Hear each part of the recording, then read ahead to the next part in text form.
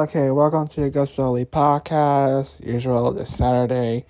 Let's go to Dynamite recap first. So let's talk more about this week's Dynamite. Amid the common rivalry with the Outcasts, AEW's Women's World Champion Hayter, top contender Rio clashed in one of 3 title bouts this week on Dynamite. This match had a joint high-stakes tag title match between Guns and FTR. The latest AEW World Trios defense by the House of Black broadcast lasted and continued All Out Elite Wrestling build towards Double or Nothing on May 28th. The A title changes hand. How these matches affect the build to Los Angeles pay-per-view, the upcoming. What major announcement did AEW President Tony Khan have in store? Find out on this recap of AEW Dynamite. Let's get to the recap. Alright. Already know the match types. Yeah, Guns vs. FTR, tag team belts, Hayter versus Rio, women's title, Ricky Starks, Juice Robinson, Hook versus Ethan Page, FTW Championship, the World Trios Championship, the Best Friends kind of cast versus House of Black. We got the MJF Day, Blackpool Combat promo. We had also a very important announcement from Tony Khan. Let's start with Absolute Starks versus Juice Robinson. The advertised match between Robinson and Juice Starks built over several weeks of television following Revolution. Never happened as Switchblade Jay White returned to AEW television, joined his Bullet Club brethren in beating down Absolute. The 2-on-1 are secured as fans were less stunned by the Sun's surprise appearance. This was a great way to kick off the show with a genuine surprise and angle that furthers the feud between Robinson and White. It was new where we opened edition of Dynamite that promised a big announcement. There was something to say even before on screen. No contest. So yeah, it was a no contest.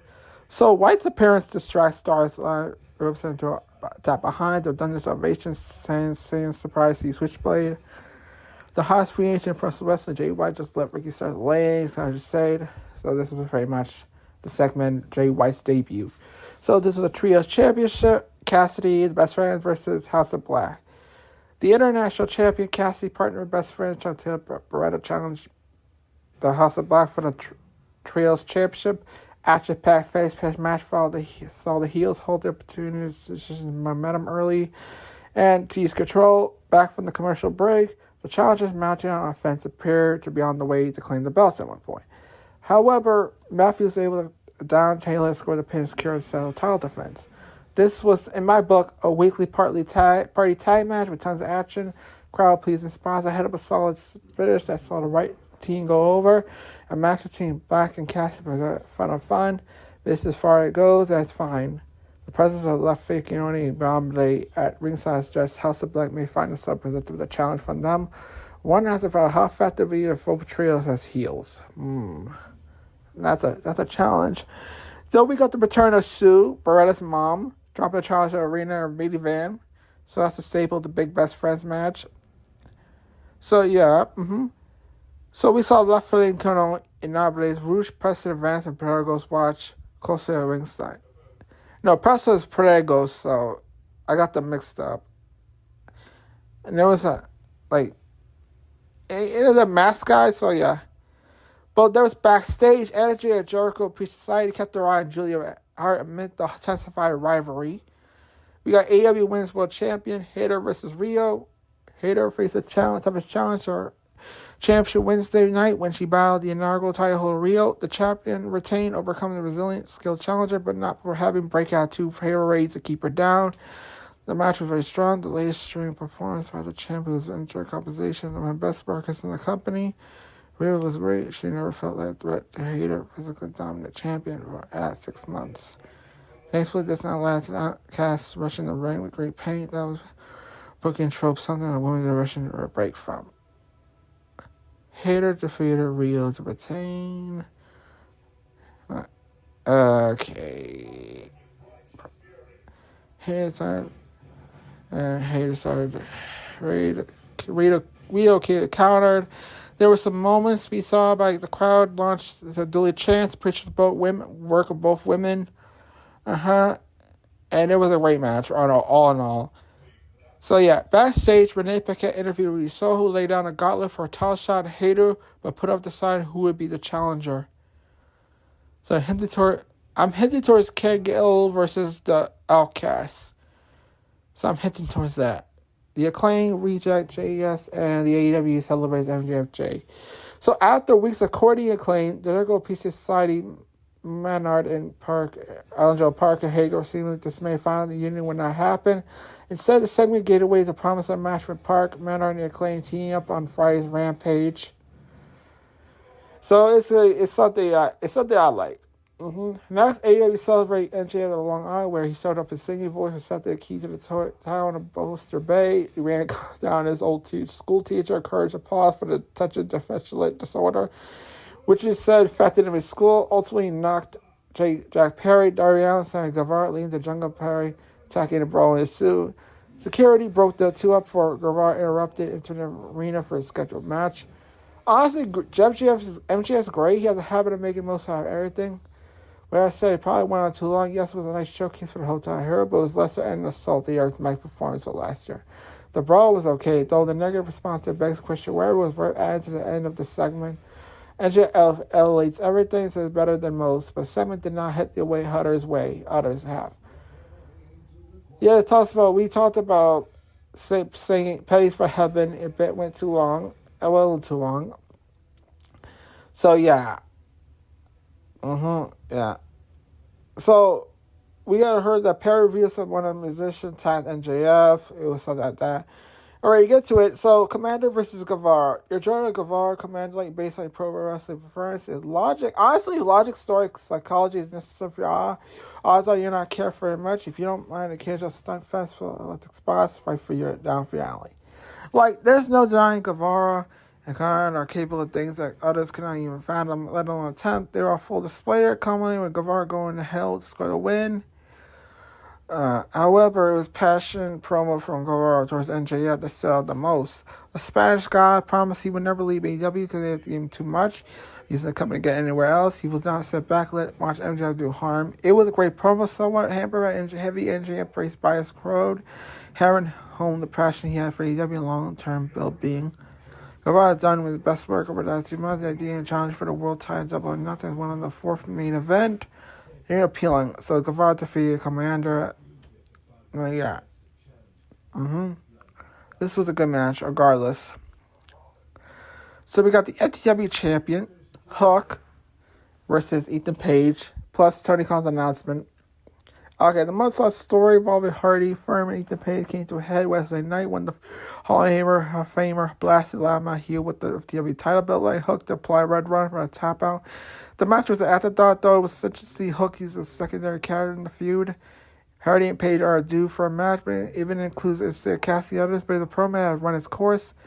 So backstage, a new broadcast team member and John Guinness joined County Conference major announcement on August 20th. The company made its first London debut at Wembley Stadium for the first ever AEW All-In. As Austin and week of social media hype into, it's probably disappointing some fans since the show will take place across Atlantic. Portion of the audience won't be able to attend it. On the grand stage, it is a ambitious move. Wembley is an enormous historic event. It will be interesting to see the layout what AEW is attempt to accomplish. Until more details are released, it's unfair to comment much beyond other than applaud AEW for strides believing it take on a venue of size. According to Adam Cole, who made an announcement, it will also be involvement from Warner Bros. That celebrates the 100th anniversary. That could help matters. So, Hook defeated Page. We got the Wembley announcement. So it was, yeah, it's true. It's a great announcement. Wembley Stadium. Hook guys win. So, yeah.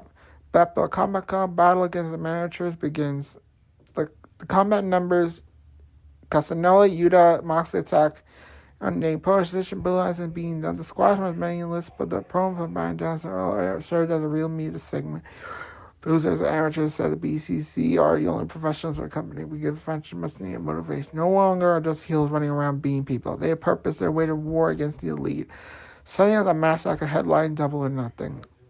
Danielson or Gray should be mouthpiece for the group going forward. The dangerous heel, American Dragon, is the best. So commentating Moxley, Yuta, and Castellano beat down injection hand Page was icing on the cake. The vicious use of the screwdriver was better. This was a great segment. I loved it. So this is what we need. Yes. So, yeah. And I want to see more of this in AEW. So, here's the main event. Ugh. The AEW World Tag Team Champion, FTR versus Guns.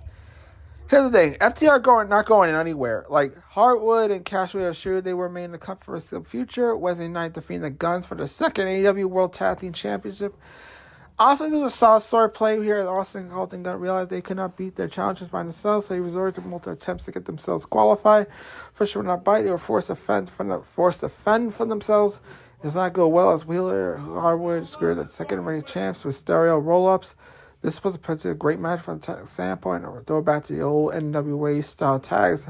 Influence FTR, but it was a showcase for the Guns as testable villains that drive build to the fan-serving finish. FTR sticked around either probably the right call given the uncertainty WWE at the Monday Night Raw. Even Wheeler Harwood made the support then. It wouldn't assume it would be the best interest in their families. However, they're more constantly utilized than they used for the first 2 years with the company. They are immensely over and had earned the right to the major spot paces of the AEW's immediate and long-term future. So, the main event, FTR defeated Guns for the second AEW World Tag Team Championship belt. So, second time. And here's something. The Guns entered to 57 many men. It was a good thing. Austin delivered a low blow, looking for the DQ. Nope, didn't happen. Wheeler trying to further prevented a referee from calling the bell.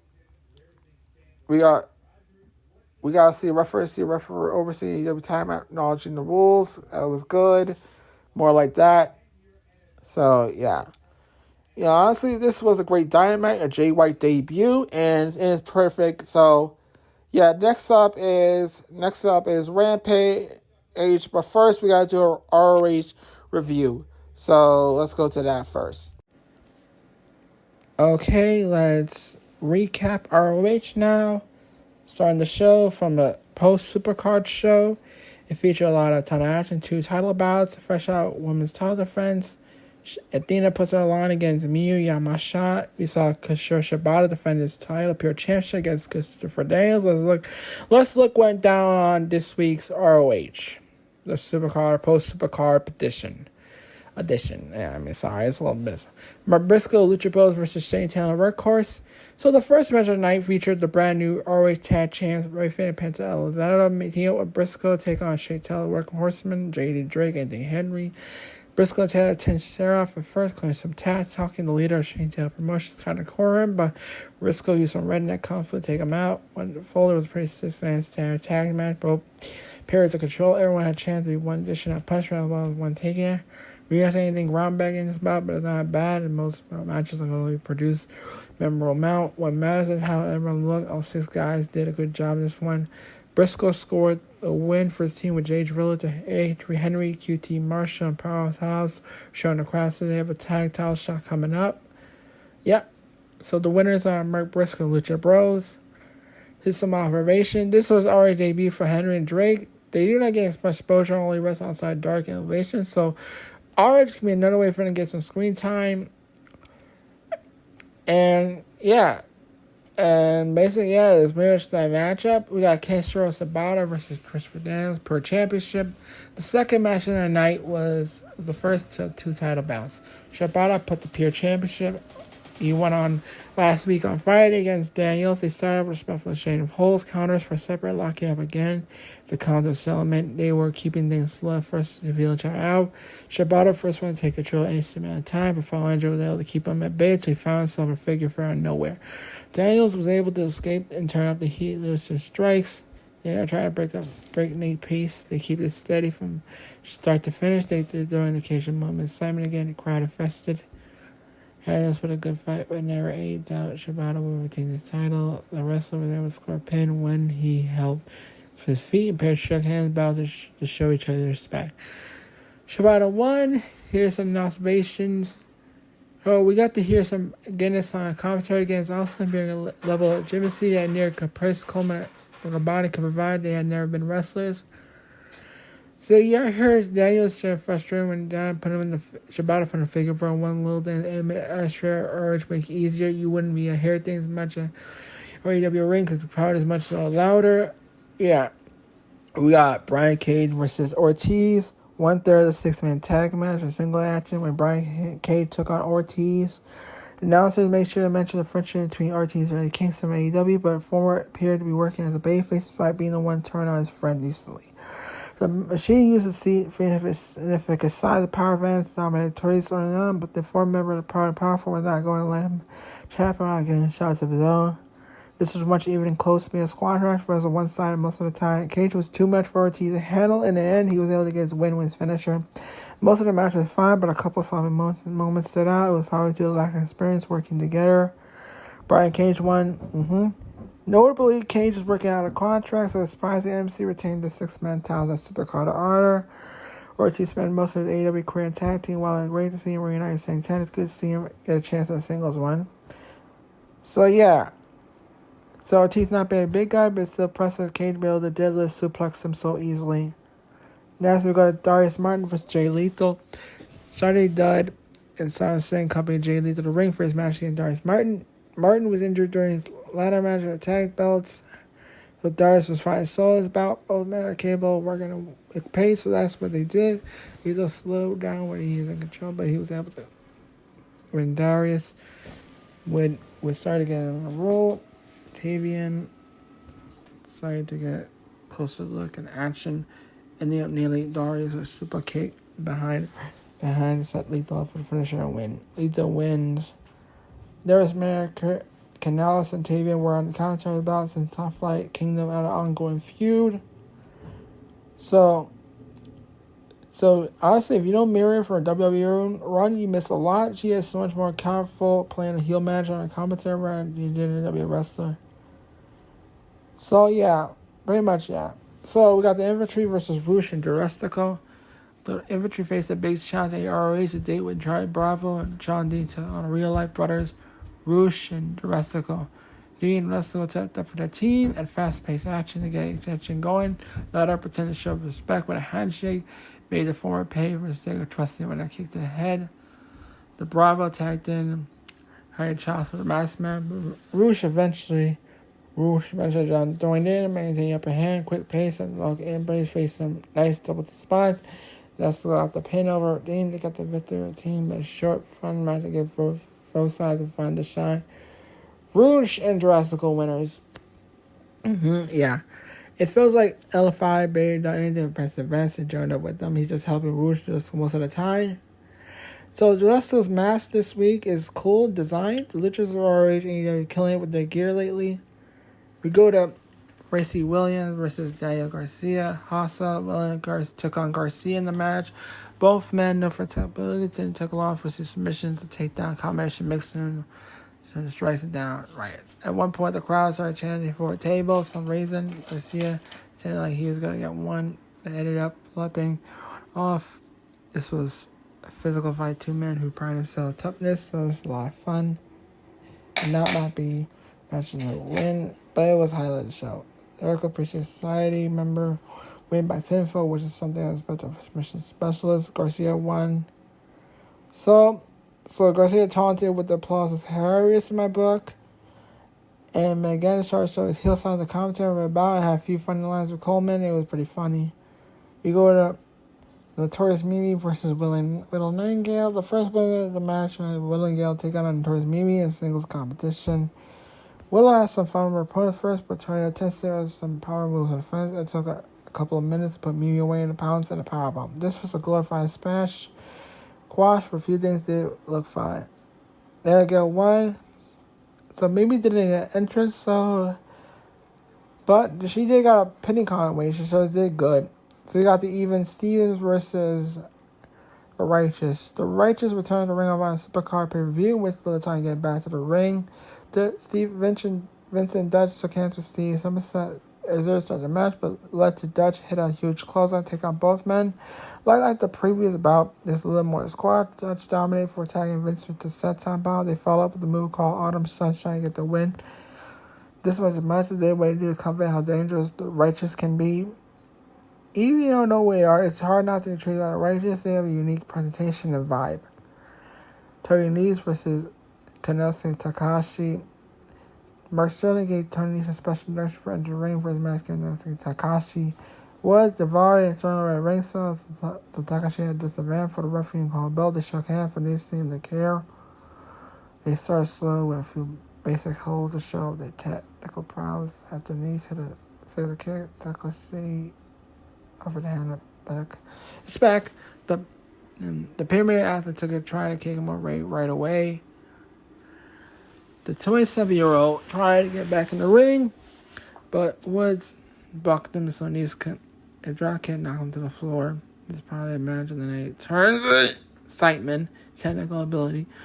Both men were every move, when one could win. When the dust was settled at the near set of falls, Takashi picked up the victory with a German suplex. Winner, Takashi. It's called a great day. It's a good matchup.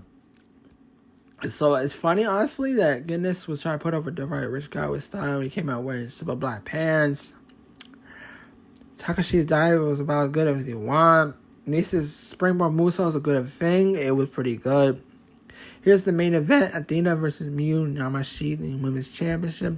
Athena defeated one Japanese talent last week when she beat Yuka Sakazaki. She was looking for a performance against speaking GP's Miyu Yamashita. Athena has been a much aggressive recently. It runs ended up rolling out challenger. She controls some for kicks for an angle. Following God's Brendan during the table. So even 10 minute pad 2-hour show that plenty of time made this performance. Both women felt intense than ever matches. So Athena shows us something man. Her run is great. Another stream for performance champion. They far away to stay bad rate. Color rule. Machine wrote really good fight, but they'll put away the crossface submission. So Athena won the main event. So apparently her entrance got cooler since turn heel. She started changing things a little to take herself stand now. So all the new belts had similar designs, but strange because he belts the same, kept the same. So Yamashita had a confidence with her moveset that make a lot of watch. And she sure herself does everything he does. The way Athena spent Yamashita around so her head will look cool, honestly. So yeah, that was Ring of Honor. So let's get to the wrestling news right now. Let's get to the recap for Rampage and Battle of the Belts. So apparently we got the first hour of Rampage. Second was the Battle of the Belts special, the 6th one. So basically, here's the lineup. The first ring is Rampage. Hook versus Ethan Page. The first 4. Hook versus Ethan Page. Darby Allin versus Lee Moriarty. The Acclaim, Daddy Magic, Cool Hand, and an 8-man tag action. AJS versus Jay Hart, the main event. We also had, for the Battle of the Belts, we have Cassidy versus Joe Listico, International Championship. Lucha Bros versus QT Marshall Powerhouse House for the ROH Tag Team titles. Jay Cargill versus Billy Starks. So let's get down what happened last night on Friday on this podcast. Let's start with Hook versus Ethan Page. The show began with Hook versus Page. The FTW champion knocked out the apron when he got to the ring, so All Eagle was trying to keep things fair. They fought into the crowd, into the stands, as Hook began to take control. As they made way back to the ring, Page turned things in his favor. Chairs, tables came to play, and Hook even hit Matt Hardy's twisted fade attempt to when Hook countered Eagle Edge into a red rum to score the submission victory. This was, in my book, a fun little hardcore style bout, and definitely Hook's most unorthodox match in his short career. He made sure to give the crowd one more reason to pop when he put Page through the table. So Hook won, and it felt like it was always been false count anywhere during FTW title matches. Never happened before. So for some strange reason, the Twist of Fate never quite looks right if it's Hardy doing it. We have a QTV segment at this Hype Marshall House fighting for the ROH tag titles. Next, we have the Infantry, Bobby Orlando, LSG versus the Acclaim, Daddy Magic, Cool Hand, and in an attempt to recruit the Acclaim to the JSS, Daddy Magic, Cool Hand teamed with Anthony Bowens and Matt Casper for the 8-man tag match. The opponents were Sean Dean, Charlie Bravo, LSG, and Bobby Orlando. The match ended in a couple of minutes, and they've seen everyone get a chance to be the legal man. JSS, the Acclaim won, but while they were celebrating, Hager, Parker, Menard pulled a sneak attack and took out the former AEW tag belts. The segment wasn't about the match, it was about everything that came after, but was still grading the match. Unfortunately, this isn't much to... without the grading, there's nothing to work with, actually. So, yeah. And honestly, the Bane Bobby Orlando sounds like it should be like used by a magician or Reno, not Las Vegas. But after this match and the post-match, Swerve teased that he has joined forces with someone new, but won't be revealed who later. That's mostly after Darby Allin versus Liam Ryan. Anyway, Big Mo Morris accompanied Moriarty to the first match against Allin, but no one else from the groups is seen at ringside. Sting is not present, so Tagasa had a bit of an advantage, but ref even started the match. They kept things technical early on. They only used holds, counters, and takedowns, so both trying to show up their match skills. It took a few minutes for Moriarty to unleash a few strikes, stomp a few punches. Since the risk taker was given 1,000 pounds to the opponent, Moriarty was able to play a role of for once. To occasionally take advantage of someone he can throw around by effort. Allen may have a bigger push during his AEW career. Both these men, best young stars on the roster. Sent a completely different style, able to mesh the create team performance this week. Despite interference from Big Bill, Moriarty is able to kick out the coffin drop. Signing Guevara and Perry continue to score wins and attempt to earn a world title shot. So, winner Darby Allin. So, Allin kept reminding us he actually wrestled a technical style if he wants to, wherever he faces a glove like that. His best traceability to match his style to an opponent. The look on Moriarty's face has something strange. So, basically, Galvatore saying that Allin had been kicking the belly button is really funny for some reason. So wait a minute. Basically, after the match, Darby Allin came, Swerve came in, bringing his big man. It's revealed, he's working with Brian Cage, his 200 men, and basically, Swerve has struck the partnership with Brian Cage and his goons, known as, the Embassy, the Embassy. So we're going to have a Swerve Embassy alliance going forward. Benefits Swerve.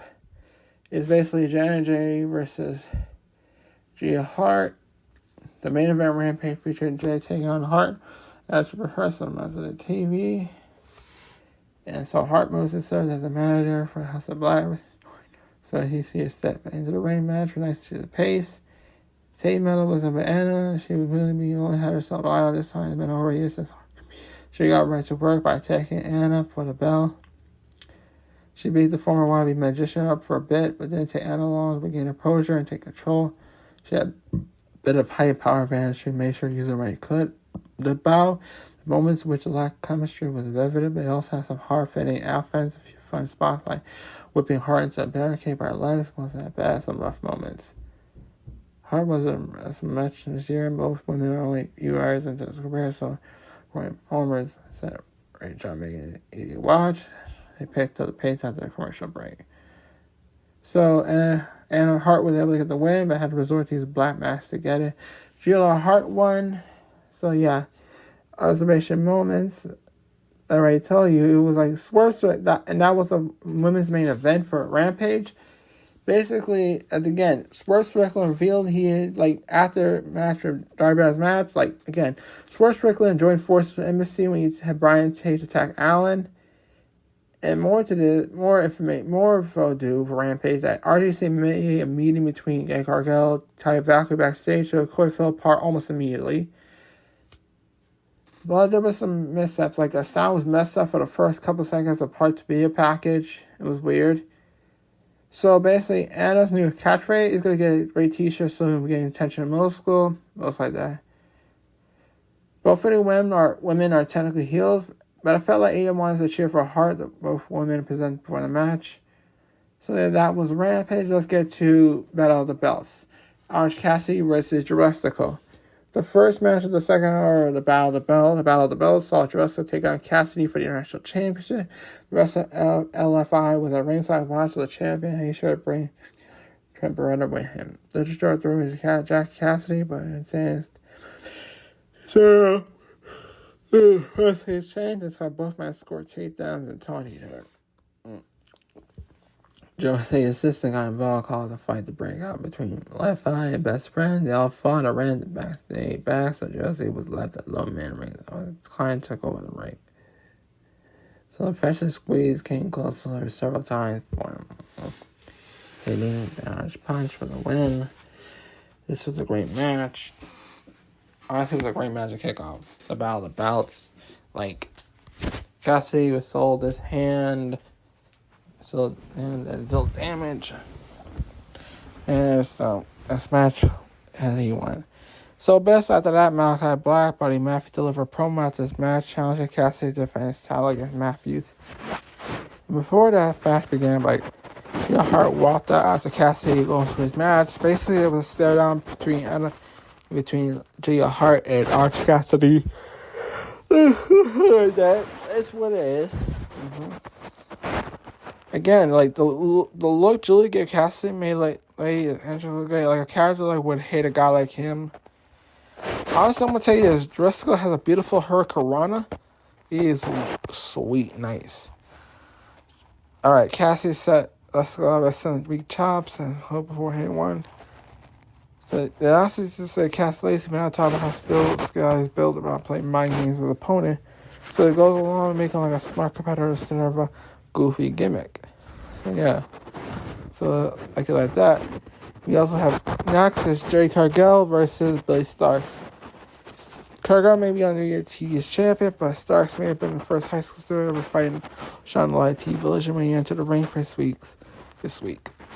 Lee Gray and Mark Stone were in champ. As usual, challenges his advantage every way except advantage. He had a lot more matches than the rest of Cargill. Starks did the best, but Cargill owned her during early part of the match. They getting more the bout was ahead of that here. Right. Yeah, I'm gonna say great, but said Gray said I don't need her. That's my training. Still it's lame, but so as far as this counter road. But one of the matches in some ways it's credit his own to Starks. Changer and a bicycle kick followed by Jay for the pin. Winner Jay cutting out. So yeah. And noticeable, it's like Cargill was over AEW program. She appeared on the Battle of the Belts. So honestly, Stark's been all over the place. Like, the girl's been one of the biggest stars in business. They held their program this raid. The Spain star meant to play Stark's age. Felt like bad comedy spot, honestly. The girl's proved a lot, but she has a lot of reputation side now. Sire being so strong. The spots like Connor and Jane into Hurricanrana. So yeah, we go to Lucha Bros versus Powerhouse Hobbs and QT Marshall. The main event of Battle of the Belts was already tag title battle between Lucha Bros and Hobbs and Marshall. The team champion looked at another belt piece. For this match this week, he brought a partner and it may have been his biggest mistake. The match been unfolded exactly how you expect.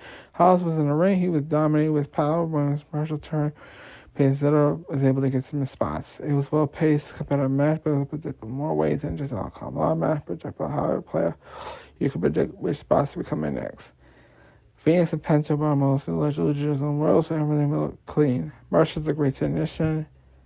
Hobbs made a ton of improvements, so even though it's predictable, fun to watch, it was also easy to forgive something else. So you have to forgive everything else. I mean, Hobbs Marshall came close more than once, but Lucha Bros came up between the orange tag belts when Phoenix pinned Marshall with a Hurricanrana. Lucha Bros won, but apparently it's observation seems that weird that AEW keeps sticking Hobbs with someone else to be a solo act. He has an EQT TV crew behind him. We saw the return of side-by-side interviews with Mark Henry this week. That was nice. And we also had the level of disdain in JR's voice when Marshall's name was announced was honestly hilarious. Phoenix definitely needs a single run in AEW at some point. That destroyer spot honestly looks great what Penta did. Good for him. And that's my honest opinion of what I feel about Rampage and Battle of the Belts. It is a pretty good show. Now let's get to the wrestling news. All right. Now we got all the recaps out of the way. Let's go to the wrestling news. Let's start with Vince McMahon says about right time selling WWE. R.A. Emanuel making sure Vince stayed with the company. The sale, when Vince went back to WWE on tour this year, he also assured us that he would alternate the official sale company on the weekend of the months and off enough rumors surrounding many potential buyers. Endeavor emerged as the most likely candidate to purchase the company in a deal that has been announced. Interestingly, WWE's owners also own the UFC and a new company being formed on the back of their new deal. Of this, McMahon will remain the executive chairman while Emanuel will be the CEO. Now, speaking of CNBC Squawk on the Street, Vince and Ari deal with a pair being to emphasize their newfound business relationship is. This is the biggest thing Ari and Vince have ever done. Combining foresight, there's nothing like this, been anything like this, and they're going to be talking about this for a long time. From Vince. Alright, further, when he asked about where an ad or suitors came in the company, Vince confirmed they were but remained confident the deal with Ari was the right choice. So there were other suitors, but the synergy everyone else interested in their choice, but the synergy that Ari brings totally different than everyone else. Next, Vince asked why he believes now was the right time to sell his company with a seen partnership with Emanuel in a way of extracting possible account of the marketplace. The right time, it's the right thing to do, right? In the evolution of WWE, I could do what does right now. UFC, it'll take me 10 years in that time. He'll be 10 years ahead of me. And he all sends the world for the synergy he has extract all value we can out of the marketplace. So further, of course, we must forget the controversial nature which Vince was forced to enter retirement in July last year. Many questions of involvement in WWE as a whole. Ari Mann stayed he was adamant of Vince staying on board to take over due to experience and knowledge of business. I would advise him he thought he was going to leave. He is a man who was seen around the corner of a beat over the last 40 years business and the vision of this business forever long PSC is now. He realized what he built over the flywheel. I'm the luckiest guy in the world. I have Vince McMahon, a visionary. Corner, I have Dana White, and what we built is pretty unstoppable. So, yes, from Ari Emanuel. Vince was given the opportunity to assess how much everything it took for Ari to stay sure he would stay following the sale. Not much I would love to. I love building WWE all my life. My passion, I have an opportunity to have it grow like this. Championship point, it can be better than that. However, Vince made it clear he was absolutely willing to step aside President to compromise the price of WWE's sale. To counteract this, Ari said he wanted Vince to be a high standard to have a process, citing their 23-year-old friendship as an important factor. I was going to let him, we have a relationship 23 years. It's friendship when you're going to business going forward. After I guess he chose that because it wasn't a competitive situation for us. It was an honor. We're so lucky because of the vision where the business and where it's going. But Vince not firmly involved with WWE. Many wrestling fans are voicing concern about the boss getting involved with Korean weekly TV. Very close. Vince discussed how he will still be overseeing creative at a higher level, but get involved in a more detailed way. So Vince says yes and no. On a high level, yes, in the weeds, but I always love to get in the weeds past. No, I can't do that now. So Vince, yeah. So basically, Vince will be highly involved in career, but not with the weeds. So, yeah. And basically, the April 3rd announcement marks History Day in pro wrestling, which see what notable change that occurred. Now, Vince already had formed a work relationship under a new banner. Then we got more stuff on Vince McMahon. Like Vince McMahon comments on his legacy following misconduct allegations, WWE Endeavor merger. Vince McMahon's controversial retirement in July 2022, whatever, sent shockwaves through wrestling world, culmination of a month-long period which the Wall Street Journal continued to publish reports of WWE's internal investigation of McMahon's previous behavior, including allegations of sexual misconduct, hush money scandals. Though in January of this year, Vince was able to come back in WWE and banks that they would only be able to fix the sale of the company. Last year, everybody rumors of potential buyers. It came out ever to reach a agreement purchase the company has been concerned. Essentially merges WWE UFC and also on Endeavor to create a new combined company. McMahon will act as an executive chairman while Ari will be CEO, but speaking on Squawk and Box, Vince McMahon will have to address the allegation against when it ran rampant. As last summer, kind of legacy while Kane, despite his mistakes, every single one and moved on. I made mistakes, obviously, personally, professionally, my 50-year career. I own every one of them, moved on. Legacy stuff, right? I don't know. I say someone who had their found very passionate what it did and wound up the all he ever done in his life. Basically, what he said. To expand on this, Vince asked where WWE has sold the allegation and didn't come out. Absolutely, it makes sense. Nothing ever happened like this before. I'm always looking what's best for a stockholders company. This is the best thing that happened in a long time. All wrestling leagues combined doesn't equal to the magnitude that he will do together. So many people will come raising their eyebrows at Vince's comments over on his allegations in the summer. Honestly, nevertheless, he and Ari now have moved forward creating a newfound British relationship, and I'm happy for it. That's good. What I'm worried what he'll do next is what worries me for SmackDown. I don't review SmackDown, but last night's SmackDown was terrible. I'm gonna say this. Okay, Triple H received $5 million bonus, whatever. WWE sale. Nick Khan received $15 million. That's something new. Like early this week, we saw the official announcement WWE being sold every you know. Yes, the public trade company stuff. As let's go to the filing. Executives Paul Levesque, Khan said to receive bonus following the ordeal. Triple H receiving $5 million. Khan received $15 million. So basically, Triple H is going to receive $5 million while Nick Khan receives $15 million. That makes sense because Nick Khan has a higher position.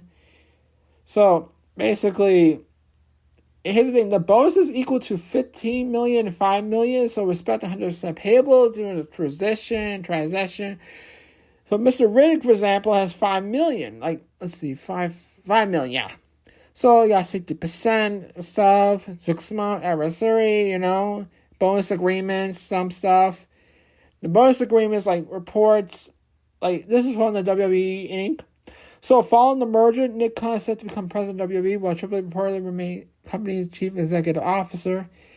Well, that didn't last that long. Check out last night's SmackDown. Watch YouTube. Do what you need to do. It's something you want to know. So basically, the sale of WWE Endeavor, stuff, UFC, and honestly, what the new name is gonna be, I don't know what the new name is gonna be. Whatever it is, it's what it is.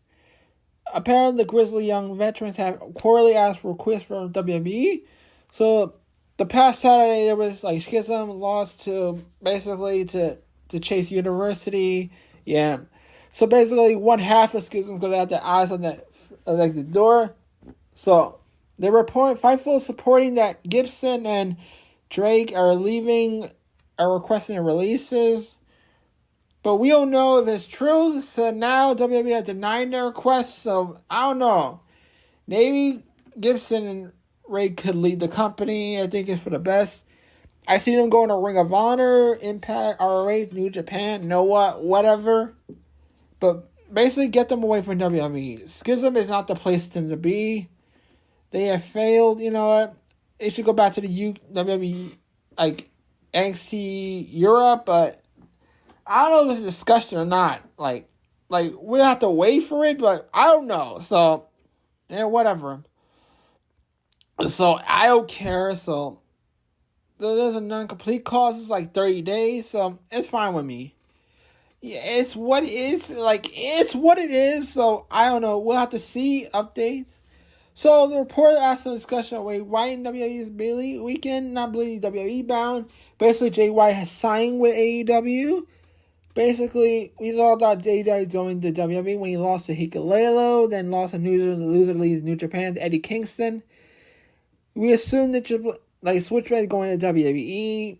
It's still unclear, but basically, he went to AEW instead. So, that's basically the news is about.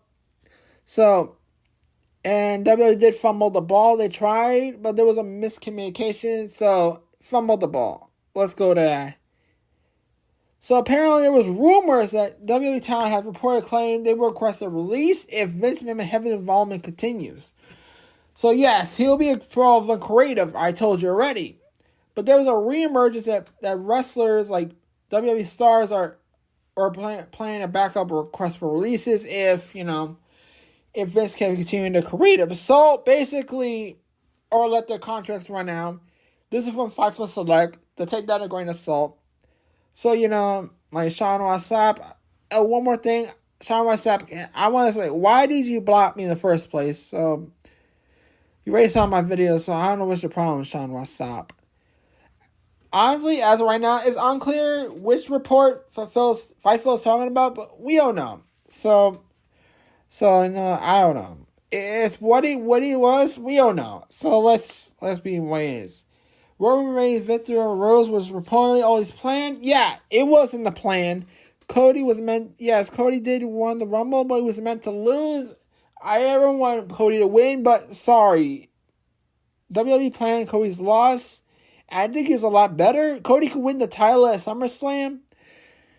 But yeah, it may have hurt his momentum, but it's okay. You see, Cody get that momentum back, and he could beat Cola, beat Brock Lesnar, go straight to SummerSlam, kick Roman's ass, and win the title back. But if he does lose again at SummerSlam, then honestly something is wrong with the creative. It may have something to do with Vince, but we have to wait and see. Let's hope not. I pray let's not hope. So it's something we can be afraid of. And it's AEW's All in London will reportedly see 25,000 pre-signed sign-ups on the first day. So this week's Dynamite, Tony Khan announced that AEW will make their debut in United Kingdom come August 27th. The announcement includes staying their attention to running the Wembley Stadium, move the eyebrows. Given the unlimited showpiece stadium holds a capacity of 90,000, basically the rest wrestling show will take place with SummerSlam 1992. It surpassed 80,000 in attendance. Yet the show created a lot of buzz among UK wrestling audience. AEW routinely getting more views in the country than WWE. With the case, there is a big interest for a huge show in the United Kingdom. Now, the latest edition of Wrestling Observer has found interest in the area on the show, stating that the pre-sale registry has 500 sign-ups. Tickets will go on sale on Public 5.5, but they are pre-registered for early access with a code. They will pre-sale. They will give us wrong close success the show will end up being. Reports on 200,000 sign-ups first day. So yeah, this is from Wrestling Observer News. So basically, the tickets are going great. I predict AEW will reach 4,000 first, and I see them going to 8,000 by nearing August. I see them reaching 85,000 capacity by before August. That's what I see happening. Matches will be available at AEW in 6 to 8 weeks. So he had an arm injury. He suffered an arm injury. Then he got some experiment treatment on his arm. So he'll be out for 8 weeks. So basically won't miss out on action. This is from Meltzer confirming things. We all know. So Meltzer say he'll be back in time for the new AEW pay-per-view Double or Nothing. I'm hoping. Let's hope for that. So Roman Reigns reportedly prevented not to work WWE back in Puerto Rico. So yeah. It's something like that. We all thought Roman wants a break. Yeah. It's Meltzer said that Roman is not expected to work Puerto Rico and Backlash. So he'll be doing other main events for 3 months. That's from WON. So yeah, it's supposedly true, but Roman is not going to... Look, Roman needs a break. He needs to be ready for SummerSlam, other PV events before SummerSlam. He needs to be ready. So yeah, Roman is not doing the Backlash thing. So... You'll see Roman in Money in the Bank. So, yeah. All right. Thank you for the AgostoAllElite Podcast. I'll see y'all next Saturday. See y'all later. Bye.